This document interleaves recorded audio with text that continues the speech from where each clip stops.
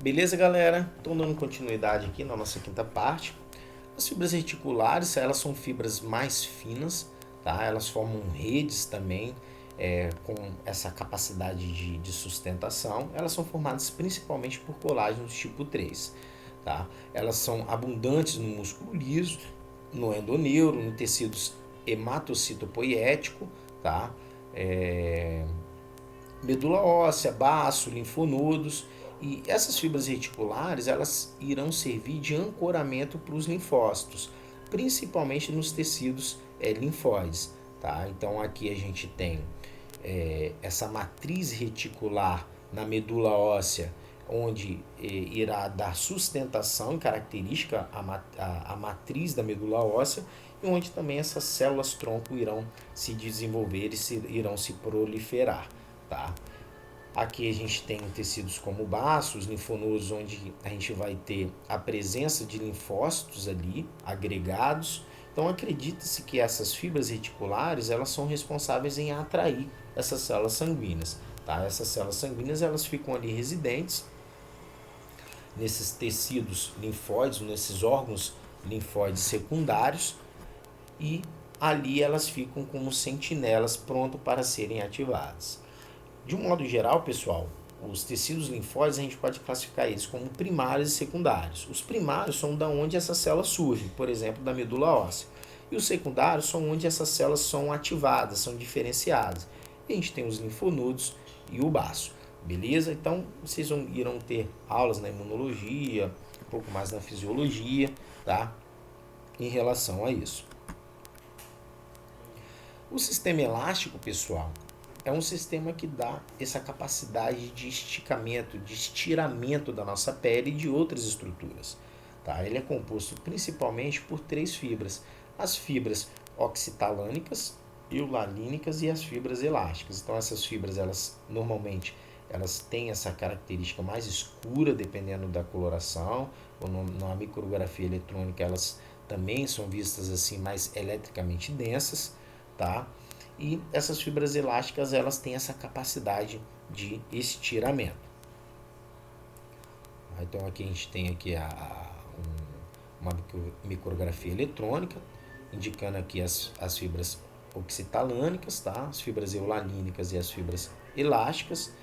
E essas fibras, elas têm essa função de gerar um certo nível de elasticidade aos tecidos.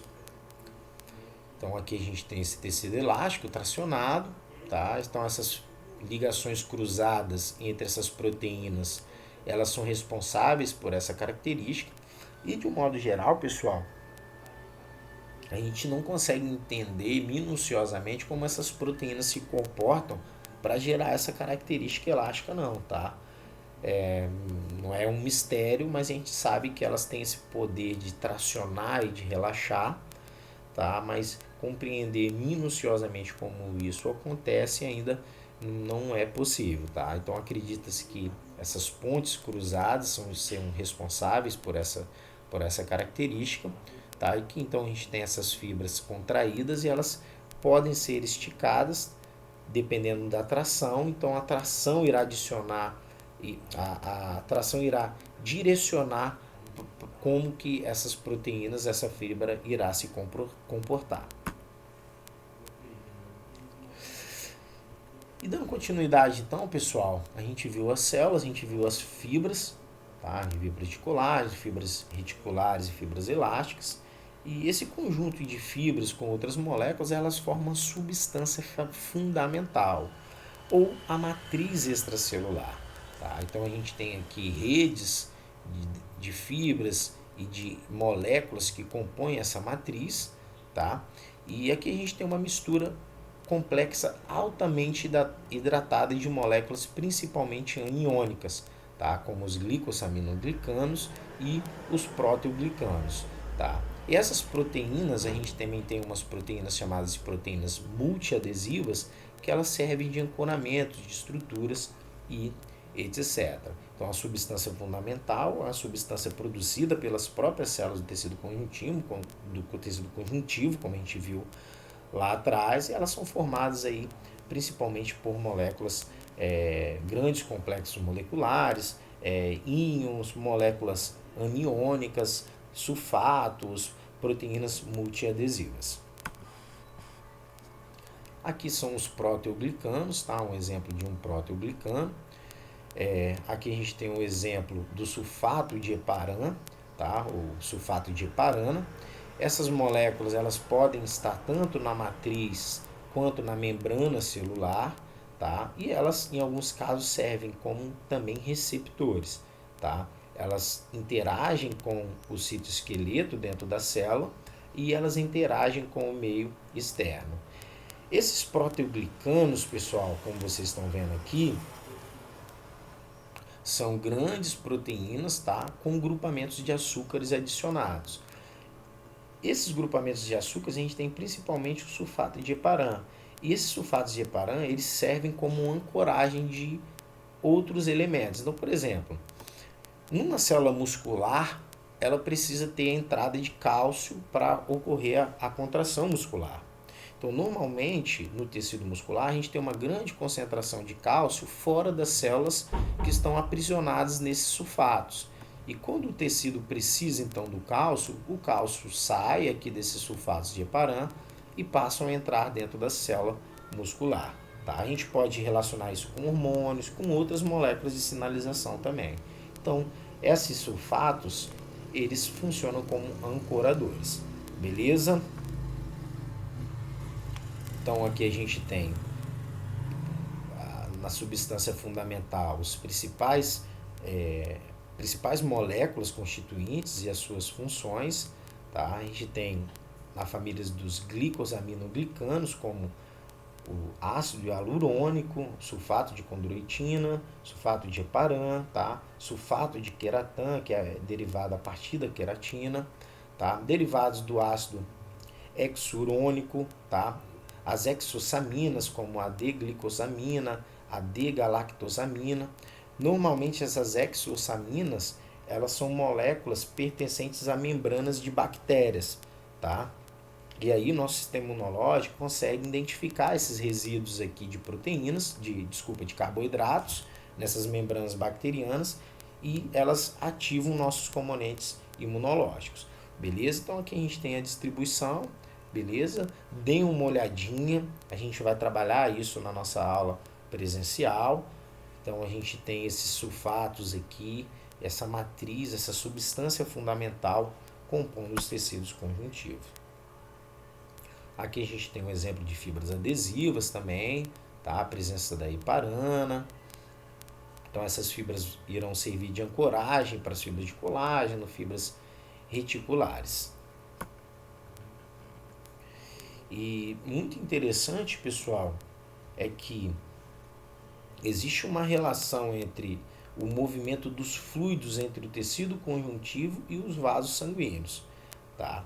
Então, se o tecido conjuntivo estiver mais hiperconcentrado do que os vasos sanguíneos, o líquido dos vasos sanguíneos, normalmente esse fluido irá sair em direção ao tecido conjuntivo. Tá? Isso ocorre devido a uma pressão hidrostática. Tá?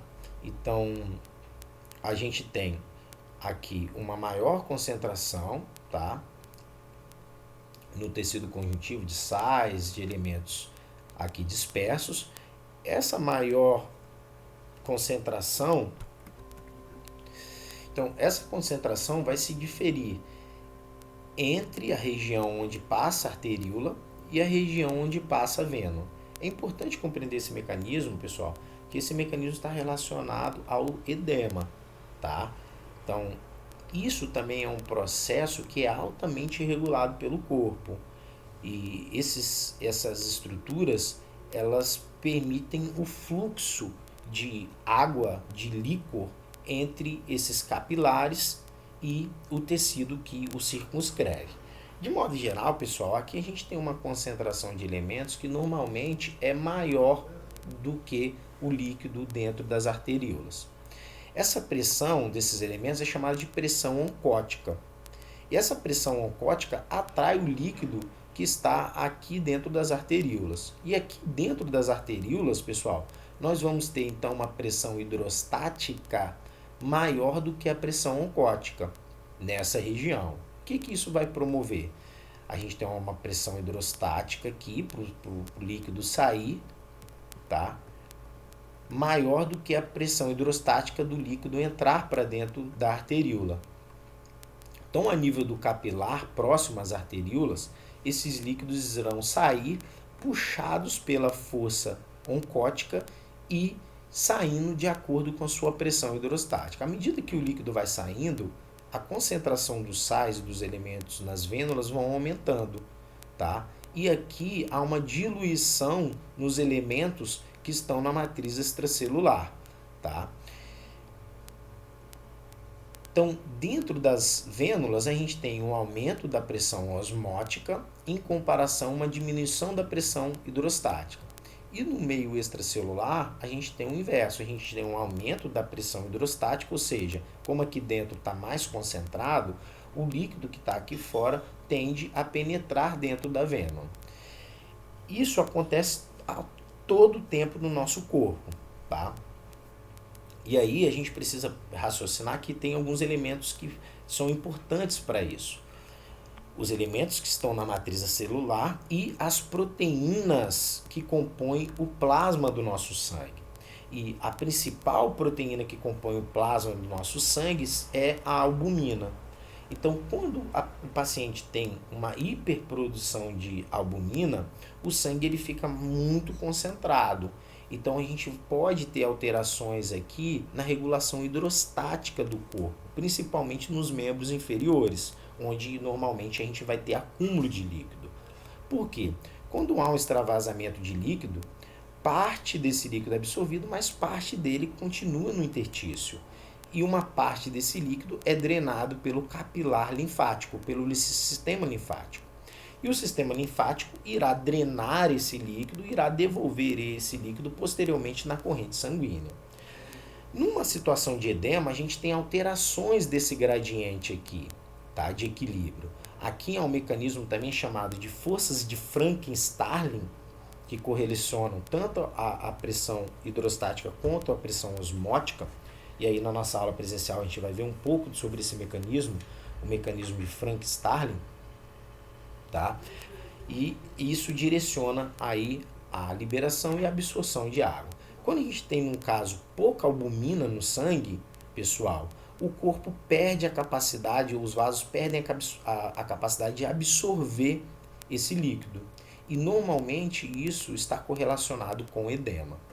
O edema, pessoal, é um dos principais fatores de risco para pacientes críticos. Quando a gente pega um paciente crítico, paciente lá no estado terminal, no UTI, ele começa a apresentar edema, a gente sabe que ele está sofrendo inúmeras alterações clínicas, tá?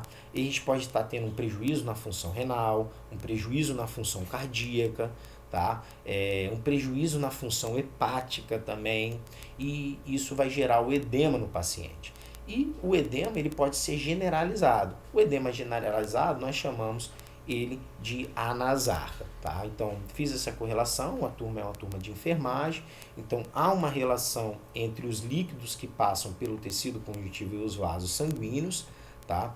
E essa relação, ela faz o controle, o movimento de líquidos no nosso corpo. Beleza, galera? Então, aqui a gente encerra esse bloco, tá? A gente vai dar uma pausa e já já a gente dá continuidade na nossa aula.